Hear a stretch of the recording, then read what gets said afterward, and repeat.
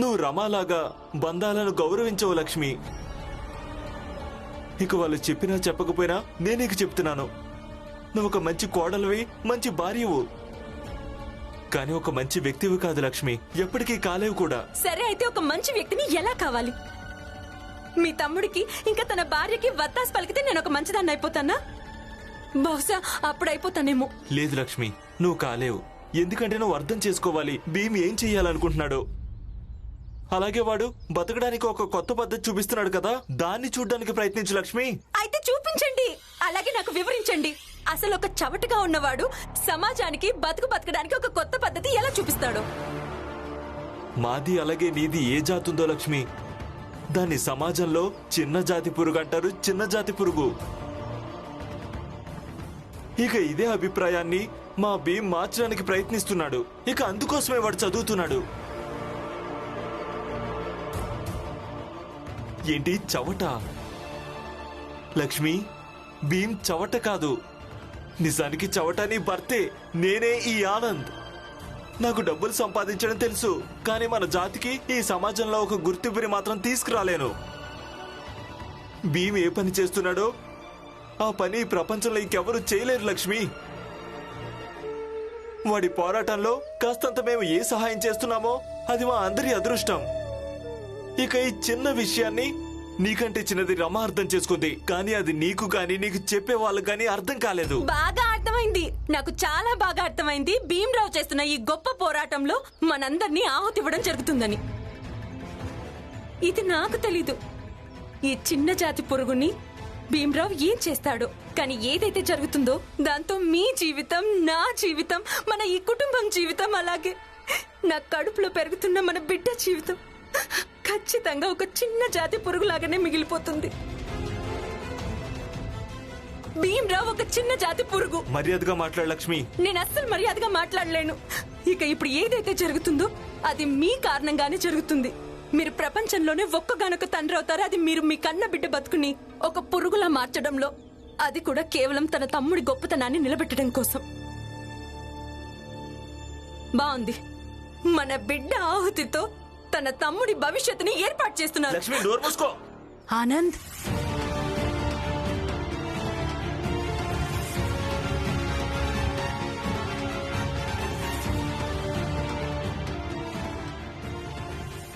ఆనంద్, తను నీకు భార్య.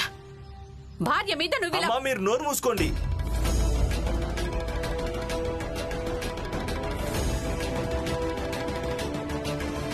నా భార్య ఇలా ఉండేది కాదమ్మా. మీరు ఎప్పుడైతే ఇంట్లో బలహీన పడ్డం మొదలైందో అప్పటి నుంచి మీరు నా భార్యను మీలాగా మార్చేశారు.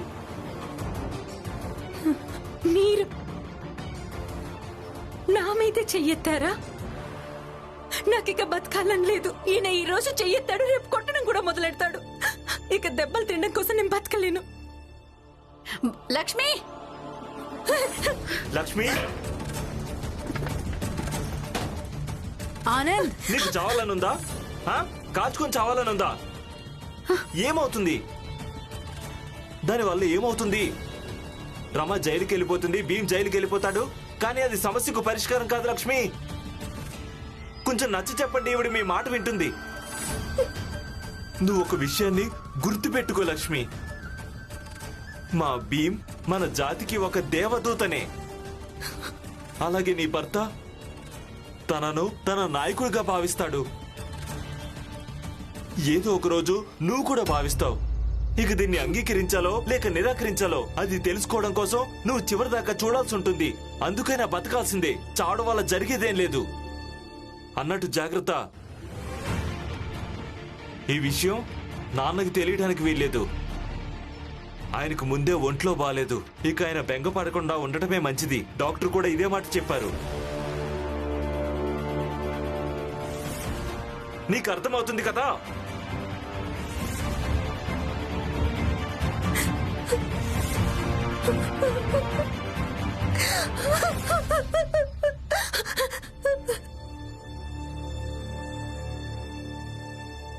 భీమ్, భీమ్ బాబు, భీమ్. ఏమైంది బాబాయ్? భీమ్, మీ నాన్న ఎటు వెళ్ళిపోయాడో అర్థం కావట్లేదు. అంటే అంటే మేమిద్దరం నిన్ను వెతకడం కోసం బయటకు వచ్చాం. ఇద్దరం కలిసే నిన్ను వెతుకుతున్నాం. అకస్మాత్తుగా రామ్జీ కనిపించకుండా మాయమైపోయాడు. అప్పటి నుంచి నేను తన కోసం వెతుకుతున్నాను, కానీ తనెక్కడా కనిపించడం లేదు. అయినా రామ్జీ నాకు చెప్పకుండా ఎక్కడికి వెళ్ళడు. కానీ అకస్మాత్తుగా తనకేమైందో. బాబాయ్, ఇప్పుడు ఆయనకు ఆరోగ్యం కూడా అంత బాగాలేదు కదా. అవునవును, వెళ్ళి వెతుకుతాం పద.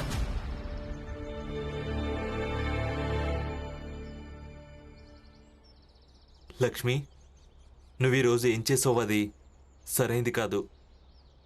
ఒకవేళ నీకు ఏదైనా జరిగితే నేనేమైపోవాలి? అయినా ఇది నిజం కాదు. నాకు కేవలం నాన్న ఇంకా భీం గురించే బెంగ ఉంది. నువ్వు నా భార్యవు. నేను నిన్ను ప్రాణంగా ప్రేమిస్తున్నాను.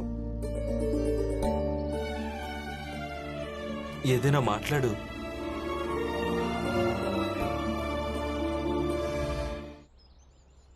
నేను కూడా మిమ్మల్ని చాలా నమ్ముతాను. ఒకవేళ ఏదైనా మాట్లాడితే మీకు తప్పుగా అనిపిస్తుంది. మీరు ఒక భర్తలా నా మీద ఎలా అధికారం చూపిస్తారో, అలాగే నేను భార్యగా నా అధికారం చూపిస్తే మీకు కోపం వచ్చేస్తుంది. ఈరోజు మీరు నా మీద చేయి కూడా ఎత్తారు. నన్ను క్షమించు లక్ష్మి. నేను నీ మీద చెయ్యెత్తకుండా ఉండాల్సింది. ఏదో కోపంలో చెయ్యెత్తాను. పర్లేదు, కానీ ఇక నుంచి కేవలం ఒక్కసారి నేను చెప్పేది వినండి. వినాలో వినకూడదో అది మీ ఇష్టం. అలాగే, ఈ విషయాన్ని నేను గుర్తుపెట్టుకుంటాను.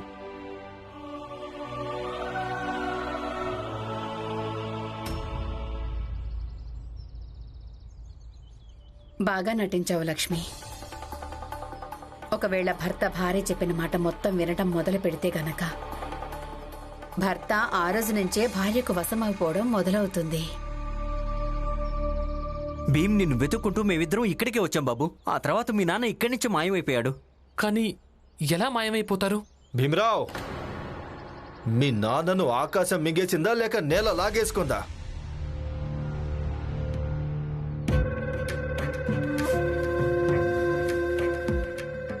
అన్నట్టు ఒక మాట చెప్పనా?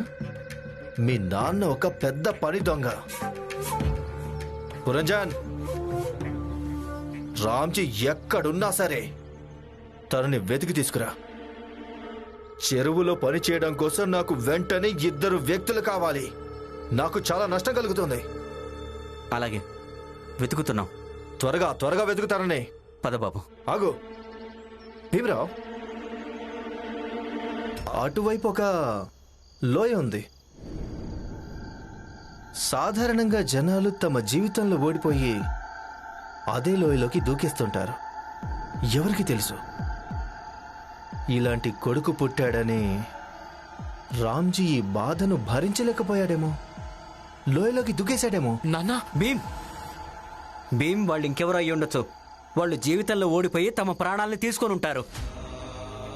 రామ్జీ నా స్నేహితుడు. తను ఎప్పటికలా చేయనే చేయడు. భీమ్, చూడు, మీ నాన్న రామ్జీ ఎప్పుడు కూడా ఆత్మహత్య చేసుకునేంత పిరికివాడు కానే కాదు. బాగుంది పురంజన్, నువ్వు కూడా జ్ఞానివైపోయావే. ఒక జ్ఞాని సరిపడనా? నేను పరిహాసం చేశానంతే.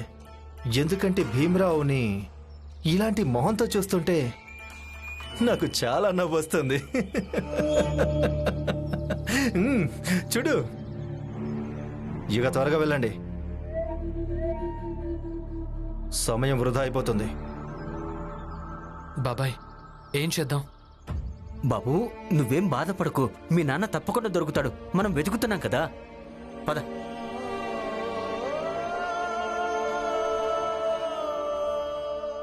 అసలు దొరికేదుంటే రామ్జీ దొరికిండేవాడే. తను కావాలనే ఎక్కడికో వెళ్ళిపోయాడనిపిస్తోంది. పారిపోయాడని చెప్పొచ్చు కదా. అదే అదే అదే ఇన్ని సమస్యలున్న ఇంట్లో భరించలేకపోయాడేమో, పారిపోయాడు. మా అన్నయ్య ఎప్పటికీ పారిపోలేడు. ఆయన ఇంతకంటే పెద్ద సమస్యలే ఎదుర్కొన్నాడు. అత్తయ్య చెప్పింది నిజమే. మా నాన్న అలా ఎప్పటికీ చేయలేరు. అయితే ఆనంద్ సమస్యకు పరిష్కారం వెతకడం కోసం వెళ్ళాడేమో. ఎలాగో డబ్బు లోటు కారణంగా ఈ ఇంట్లో గొడవలు అవుతున్నాయి కదా, పంపకాలు జరిగాయి. అందుకే డబ్బు సంపాదించడం కోసం ఎటైనా వెళ్ళిపోయి ఉంటాడు. లేదు, నాన్న ఇలా ఎవరికీ చెప్ప పెట్టకుండా వెళ్ళలేరు. ఆయన కారణంగా ఇక్కడ అందరూ ఆందోళన పడుతుంటారని ఆయన కూడా తెలిసే ఉంటుంది. ఆయన జీవితంలోనే అన్నింటికంటే పెద్ద సమస్య నువ్వే. ఇదంతా నీ కారణంగానే జరిగింది.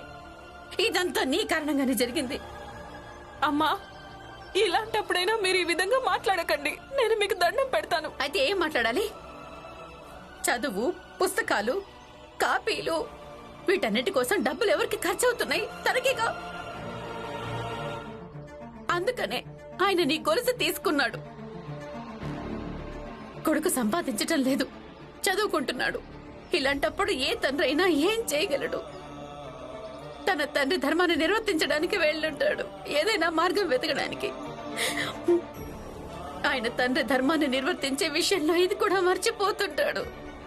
తనకి భీమ్ ఒక్కడే కాకుండా ఒక కుటుంబం కూడా ఉందని, అది ఆయన డబ్బుల కోసం కాకుండా ఆయన లోటును అనుభూతి చెందుతుందని. ఒక భార్య ఉంది. తను ప్రపంచం దృష్టిలో చెడ్డదే కావచ్చు, కానీ తనకు కూడా తన భర్త గురించి భార్యలందరికీ ఎంత శ్రద్ధ ఉంటుందో అంతే శ్రద్ధ ఉంది.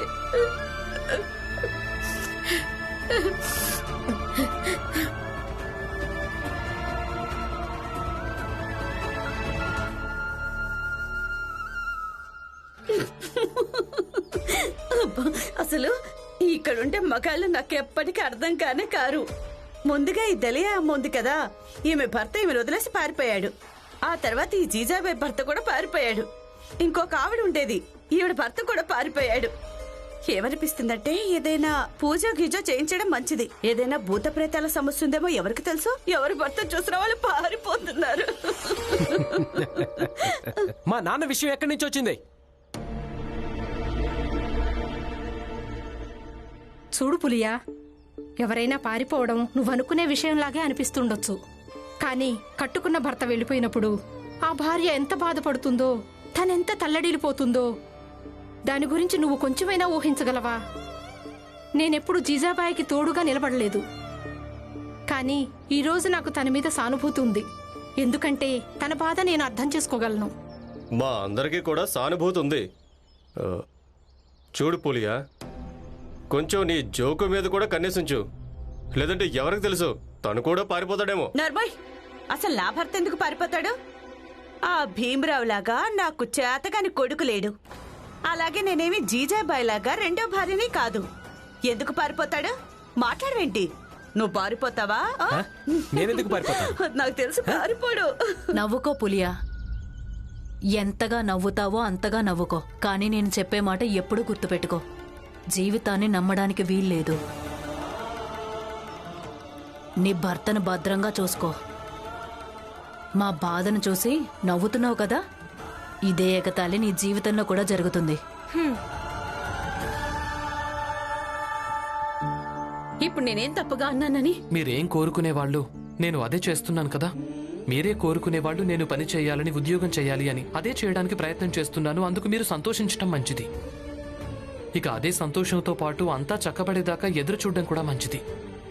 ఇక నాన్న గురించి అంటారా, నాన్నను నేను ఎట్టి పరిస్థితుల్లోనూ వెతికి తీసుకొస్తాను. అవునత్తయ్య, మావయ్య గారి గురించి ఆందోళనగానే ఉంది. ఆయన ఎక్కడికి వెళ్ళారో ఏమో.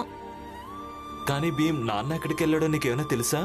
నాకైతే నాన్నెక్కడో పని వెతుక్కోవడానికి వెళ్ళాడనిపిస్తోంది. లేదు, అలా వెళ్ళే అవకాశమే లేదు.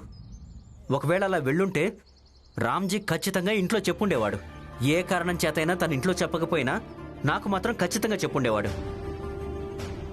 నిజం చెప్పాలంటే ఆఖరి నిమిషం దాకా మేము కలిసే ఉన్నాం. ఉన్నట్టుండి అకస్మాత్తుగా తను ఎలా మాయమైపోయాడో అర్థం కాలేదు. అలాగే నాన్న అసలు పురంజన్ బాబాయ్తో పాటు పని కోసం కూడా వెళ్ళలేదు. ఆయన భీమ్ను వెతకడం కోసం వెళ్ళాడు. అదే కదా నాకసలు అర్థం కావటం లేదు. ఇలా చెప్ప పెట్టకుండా నాన్న ఎందుకు వెళ్ళిపోయి ఉంటారు? సరికెళ్ళడు, ఎక్కువగా గింజుకోకో.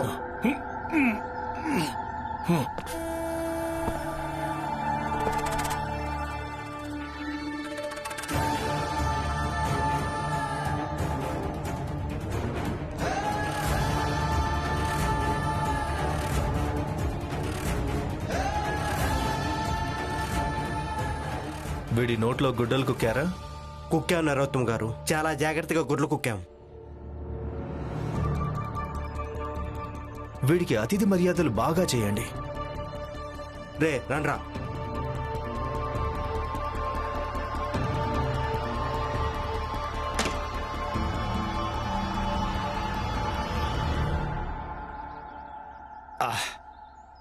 నరోత్తం రారా కూర్చో. ఈ మందుతో పాటు రామ్జీ కేకలు పెడబొబ్బలు వింటుంటే బాధలోంచి వస్తున్న మూలుగులు చాలా ఆనందంగా ఉంది. అప్పుడు మూలుగులు ఎందుకు ఆగిపోయాయి? మిలిటరీ వాడు కదా, ఆవేశంతో పదే పదే నేను ఎవ్వరిని వదిలిపెట్టానని అంటున్నాడు. ఓ అసలు ఒక చిన్న జాతికి చెందిన అంటరాని వాడి నోటి నుంచి అలాంటి మాటలు రావడం మంచిదంటారా బాబాయ్? అంతే, మన వాళ్ళకి కోపం వచ్చేసింది. వాడి నోట్లో గుడ్డలు కుక్కి మరీ నేల మీద పడేశారు.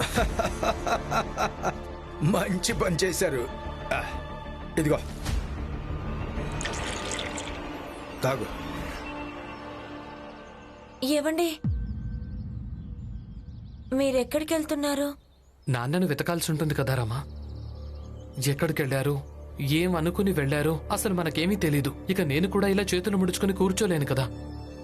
నేను ఇప్పుడే వెళ్తాను, అలాగే నాన్నను వెతికి తీసుకొస్తాను. నరోత్తం జోషి ఏదైనా చేసుంటారంటారా? భీమరావు, అటువైపు ఒక లోయ ఉంది, ఎవరికి తెలుసు?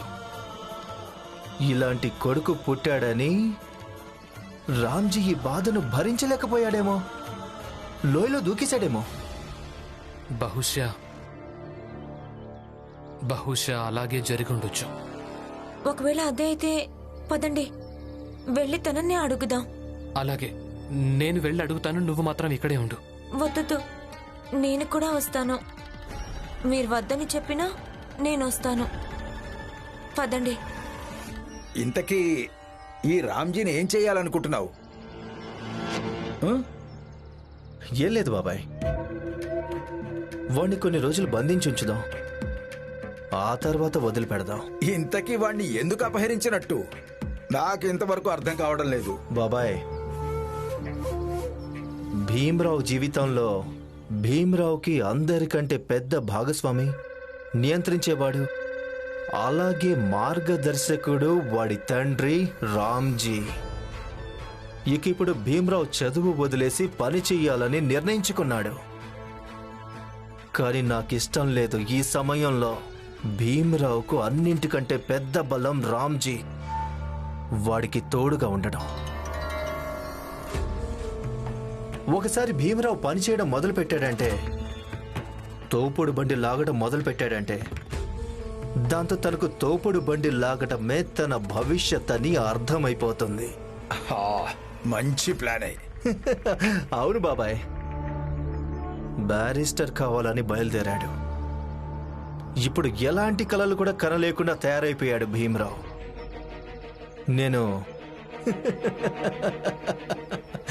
నేను ఒక్క అవకాశాన్ని కూడా వదలలేదు. ఇక మిగిలింది రామ్జీ గురించి అంటారా? ఆ భీమరావుకు ఎప్పటికీ తెలిసే అవకాశం లేదు వాడి తండ్రిని నేనే అపహరించానని. మా నాన్న ఎక్కడున్నారు?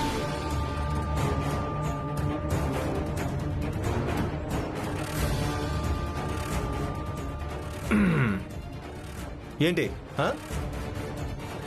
నాకేం తెలుసు? ఇంతకు మీ నాన్న ఎక్కడున్నాడు? ఇందాకే బాబాయ్ అడుగుతున్నారు చేపలు పస్తులున్నాయని. రామ్జీ పనిలోకి వస్తాడా లేక వాడిని ఉద్యోగంలో నుంచి తీసేస్తున్నావా అని.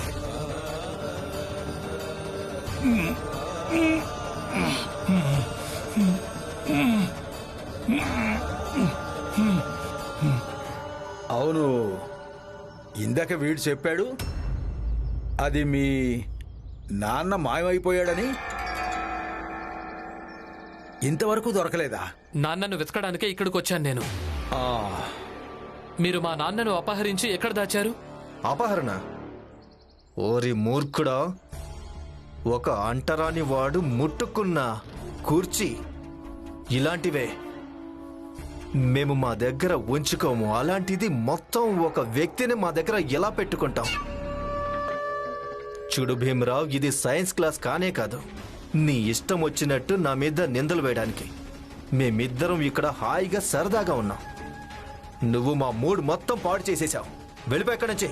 రేయ్ నరోత్తం, ఎందుకలా పొమ్మంటున్నావు? పాపం వాళ్ళ నాన్న మాయమైపోయాడు కదా. చూడు వాడెంత బాధలో ఉన్నాడో.